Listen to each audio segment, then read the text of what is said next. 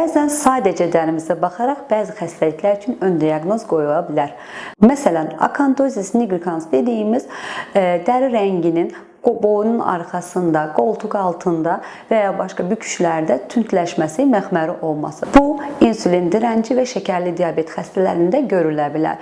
Ksantalezma üzdə, xüsusilə göz qapaqlarında sarı rəngli xolesterin toplantısıdır ki, bu da qanda xolesterinin yüksək olmasının göstəricisidir. Dərinin və gözün seliklik işarəsinin sararması, bu qaraciyər və öd kisəsi xəstəliklərindən xəbər verə bilər. Dəridə qaşıntı, solğunluq, quru, qabıqlanma olması böyrək xəstəliklərindən xəbər verə bilər. Dərinin quru, qalın olması, üzdə, gözdə şişkinlik olması, yanaşı saç tökülməsinin olması qalxanvari xəstəliklərdən xəbər verə bilər.